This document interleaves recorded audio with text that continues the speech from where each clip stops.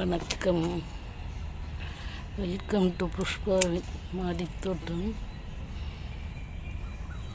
இன்னைக்கு நிறைய அறுவடை பண்ணிட்டேன். லாஸ்ட்டாக இந்த கத்திரிக்காய் அறுவடை பண்ணுறது வீடியோ பண்ணுறேன். எல்லாம் புழுக்களுக்கு பலியாயிடுச்சு. இந்த காய்ங்க எல்லாமே கொத்து ஒரு வச்சு புழுக்களுக்கு பலி ஆயிடுச்சு. இந்த 2 காயும் கட் பண்ணியிருக்கேன். முத்திருச்சு. இந்த காய் பாருங்க, முள் காய். இந்த இலையில் எல்லாத்துலேயுமே முள் இருக்குது. இது என்ன ரகம்னு சொல்லிட்டு தெரியல.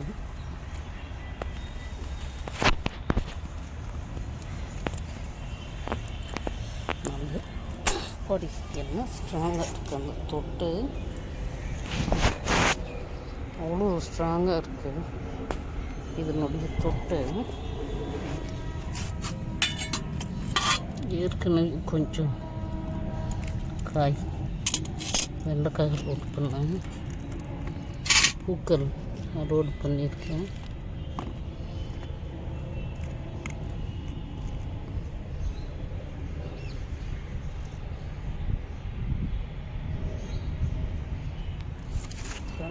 ஒரு சமூகம்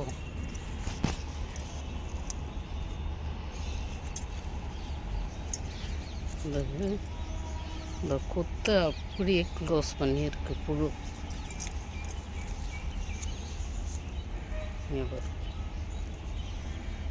இந்த கொத்தை அப்படியே சாப்பிட்டு முடிச்சிருக்கு. இந்த காய் பாரு ஃபுல்லாக சாப்பிட்டு முடிச்சு வச்சுருக்கு. இதை இப்படி பண்ணி வச்சுருக்கு. இன்னும் இதில் பார்த்தீங்கன்னா காய் சாப்பிட்டு தொட்டு மட்டும் விட்டு வச்சுருக்கு. நைட் கண்டுபிடிச்சி கொஞ்சம் ஒரு 3 புழு கண்டுபிடிச்சி க்ளோஸ் பண்ணிட்டு போனேன். இன்னும் எத்தனை இருக்குன்னு சொல்லிட்டு தெரியல.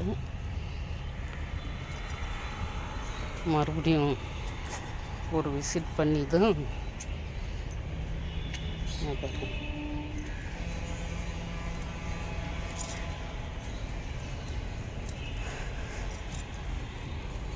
கம்பளி புழு ஒரு பிரச்சனை பண்ணிகிட்டு இருக்கு நம்மளுக்கு. இந்த பிஞ்சி எவ்வளோ கடிக்கிறதுக்கு ட்ரை பண்ணியிருக்கு பாருங்க. இந்த பிஞ்சி இது எந்த டைமில் இப்படி பண்ணுச்சுன்னு தெரியல.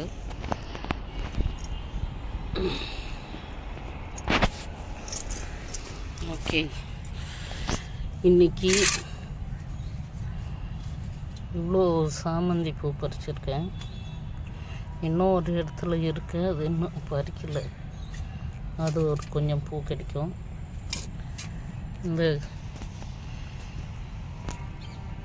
இந்த வெண்டைக்காய், கத்திரிக்காய், இன்றைக்கி பூ இது மட்டும்தான் கிடச்சிருக்கு. தக்காளி, லைபீரியன் தக்காளி ஒரு 3 தக்காளி கிடச்சிருக்கு.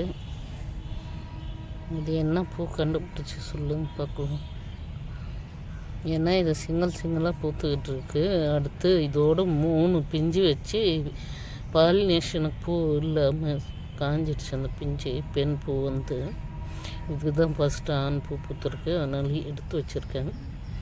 அடுத்து பெண் பூ வந்துச்சுன்னாக்கா வைக்கலாம் அப்படின்ட்டு. அது என்ன நடக்க போகுதுன்னு தெரியல. ஓகே.